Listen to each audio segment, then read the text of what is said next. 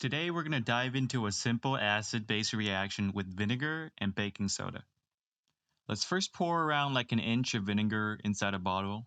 Now, as we all know, vinegar is sour and contains acetic acid, which is going to react with the base. In our case, sodium bicarbonate, also known as baking soda. All right, let me just squeeze all that in there, just around enough, like an inch or two in the bottle is good. Alrighty, now let's get a balloon and fill it with about 1 tablespoon of baking soda. This will be the base in our reaction. Now, when the acetic acid and vinegar and the sodium bicarbonate or baking soda react, they sort of got to rearrange themselves with one another. It's like breaking apart two Lego sets and making something new out of it. They will end up forming a salt known as sodium acetate, which is not table salt and you can't eat it. There's also going to be water and some carbon dioxide. Alrighty, now let's put the balloon onto the bottle without flipping the baking soda into it so it doesn't start reacting immediately. Now, some of you may be asking, how can we ever know if this reaction is actually happening? How can we know if chemistry is real?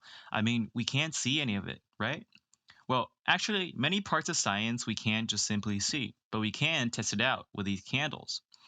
Now we know that carbon dioxide is one of the products of this reaction, and it has an amazing property. It can extinguish fires. In fact, some fire extinguishers contains carbon dioxide. And there you go. We can see if there's actually carbon dioxide in this bottle by seeing if the gas coming out of it can extinguish these candles.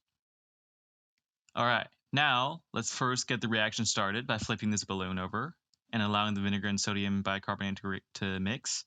Now your balloon might puff up a bit like this because of the carbon dioxide coming out. As you can see, the gas produced by our wonderful vinegar baking soda reaction is extinguishing the candles. Now you can also tilt your bottle a little bit without spilling the vinegar if the carbon dioxide is not coming out as easily.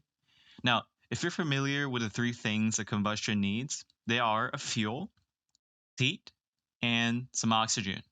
Now, carbon dioxide extinguishes that fire by swapping places with the oxygen in the air because it's denser. Now, without oxygen, it's like the fire would not be able to breathe anymore, and so it's extinguished. And now we know for sure that our reaction is real.